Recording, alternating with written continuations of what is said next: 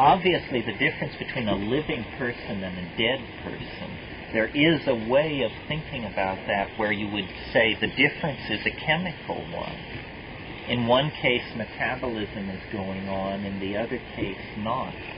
I am beginning to think that this narrowing of our conscious focus into 3 dimensions for survival purposes that I mentioned a few minutes ago may have actually cut us off not only from where the game will be next month or who stole the chicken, but it also may have cut us off from contact with the after-death world, because it has no efficacy in the very nitty-gritty blood and muscle problem of day-to-day survival. And that what we have discovered in DMT is literally a chemical doorway to the bardo. And that this, I think, is an even more confounding notion than the notion that we are being pheromonally managed by zeta reticulans or something like that. I mean, after all, if that were the case, it would probably just be one of many programs of social manipulation that are administered by some hideous bureaucracy somewhere beyond Agol, and there's careerism and blunders and budget overruns, and in other words, it sort of comes back down into that's what the problem I have with all extraterrestrial scenarios is the extraterrestrials seem so much like ourselves. I think probably it's that we have found the pharmacological key to the bardo, and that this is going to overturn civilization so completely that we might as well just call an end to it and recess the meeting. That, and if you ask shamans about this, you say, what is this all about? They will tell you, well, we do all our work through ancestor magic. Well, ancestor is a very sanitized term, because not too many people, when they hear the word ancestor, realize that we're talking dead people here. So when a shaman tells you he works with the ancestors, he's saying he works with dead people. Well, if that's the case, then we are close to being able to secure, in a rational sense, the answer to one of the questions that has driven us most buggy throughout history, which is there continuity of something after the body dissolves? And I am the last person to ever carry this message into society. I was raised Catholic. I rejected it. At age 14, Jean-Paul Sartre, Jean Genet, Friedrich Nietzsche, these were my gods. And I felt, that moral responsibility, existential honesty demands that we put aside the cheerful fairy tales of more naive levels of culture, and that anybody who wants to talk to you about the dear departed and all that is, in the grip of menopausal mysticism or something, or just hasn't carried out a rational analysis of what gives. Now, I think, these religions have all made hay out of, and hash, I might add, out of their imagined franchise of the after-death world, because they use it to beat you on the head with some moral laundry list of do's and don'ts that's very dear to them. And it can be anything as nuts as that you shouldn't eat pork to who knows what, on all sides of the world and has only been thrown into question by the scientific high-tech democracies in the last 500 years or so, and for them only among a secular educated elite. The premise that is that there is something that persists beyond life. And I think that part of the profligate irresponsibility of modern life arises from the fact that we don't think we have dues to pay. We think there's an easy way out, and that you could be a jerk and then just become food for worms and nobody will ever get on your case about it. And so moral relativism has come into play. But if in fact we are securing in some form the notion that the human personality or some portion of it persists after death, and that there is an ecology of souls, and that we must in some sense share this planet with them, because after all, when you smoke DMT, you don't go anywhere physically. You simply see your nearby environment from a different dimension through different eyes. Then it means that we represent a tiny minority of the human beings who care about this planet. We, the living, are just a tiny slice of who cares and who is active in the situation. And somehow we are being, through chance, which I don't believe in, or through design, which seems everywhere around us, we are being brought up short and told that in order for the earth to survive, we must join everyone else in this other place, and that it is not to be conceived of as dissolution, it is to be conceived of as disembodied. This is the only thing I can figure out that is going on. There is some kind of project underway to transfer the lumpen living into the realm of the Grateful Dead. And the anxiety that we feel about death is an anxiety born essentially of ignorance. And this ignorance is understandable because we have suppressed, repressed, and denied shamanism the leadership role that it should have in metaphysics of all sorts. And so now we're about to become extinct. And you can like it or you can not like it. You can decry it as the greatest tragedy ever to befall us or this planet, although I suspect the planet will heave an enormous sigh of relief. But there is a perspective in which it can actually be seen as progress, that we are all at once going to transit into this Bardo realm. Now, this may not be it. It may not be a simple die-off. It may be that somehow a dialogue can be set up with these souls or their representatives or whatever they are in this other place, and that a world can be established which is neither quite theirs nor quite ours. In other words, that the difference between being alive and being dead, which seems to us fairly fundamental, could in fact turn out to be fairly minor and erasable, or the boundary could be moved from where it is to somewhere else. This stuff is hackle-raising in its weirdness, but if you're going to be true to the content of the experience, then I think you're pushed in these kinds of directions.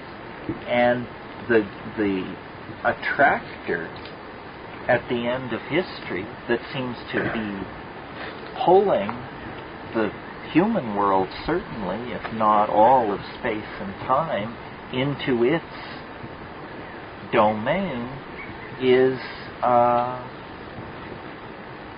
in the act of realizing itself, going to obliterate the kind of distinctions that we have grown used to. Excuse me, even on such fundamental issues as life and death. That's the grandest conception that I've been able to come up with, and it doesn't require friendly, altruistic extraterrestrials flying in from Betelgeuse, and it doesn't involve nanotechnological downloading of everybody into a gold ytterbium cube buried on the backside of the moon, and it doesn't involve the human enterprise simply becoming a layer in shale somewhere in the strata of the paleontological record of life on this planet. It is, a fitting denouement for the mess that we have wandered into.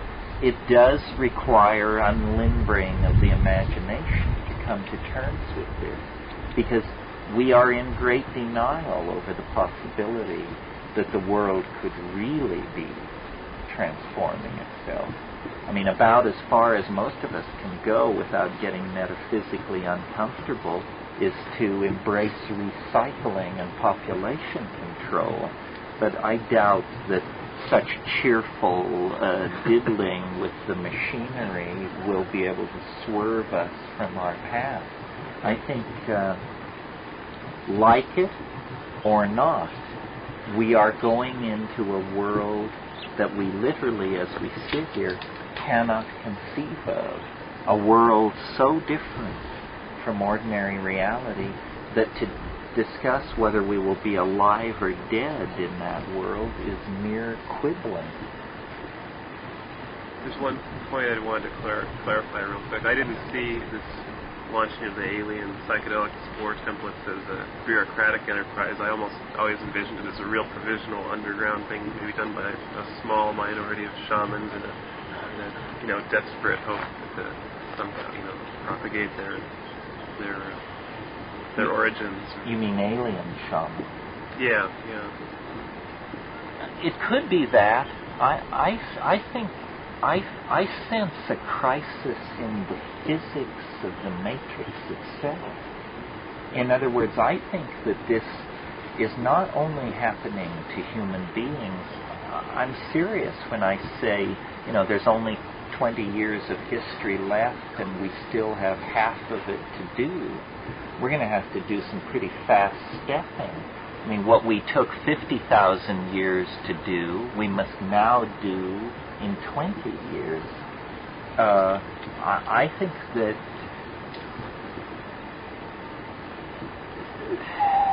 that space and time and the physical body and the planet, and that everything is essentially some kind of an illusion. It's not real.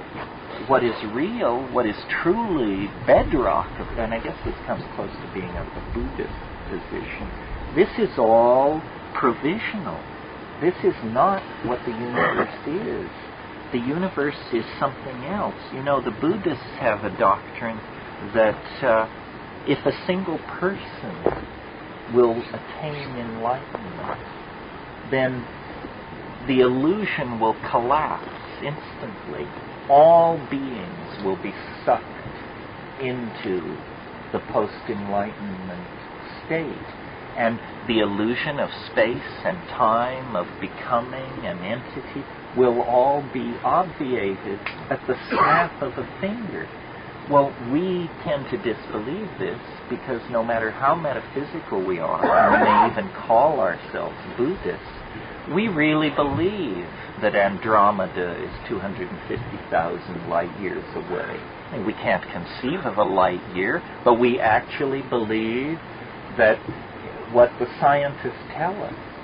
And yet, my God, when you start carrying out a critique of modern science, you cannot believe what fluff this stuff is built on. I heard an analogy recently which I thought was very interesting. Our entire picture of the so-called distant universe is built up by the science of radiotelescopy, the use of radio telescopes to study deep space. This science has been in existence since about 1950.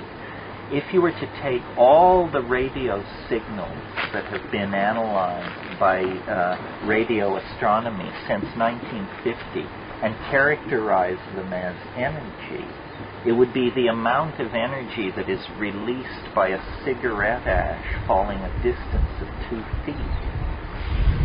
So this is the thinness of the data out of which we have created these incredibly grandiose conceptions of what is happening.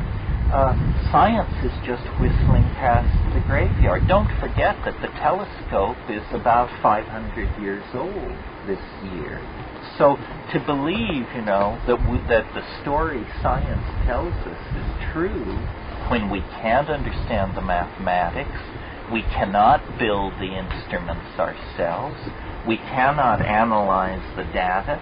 I mean, we are under the thumb of a priesthood more domineering, more removed from the ordinary concerns of ordinary people than any priesthood of any religion in the past ever was. I think we should hold all that in abeyance. I'm not saying it's not true. I'm saying it's not possible to tell whether it's true or not. One thing psychedelics will do for you, for sure, is to convince you that what's real is what I call the felt presence of immediate experience. That's what's real. What you think, what you feel, what you see now is what's real.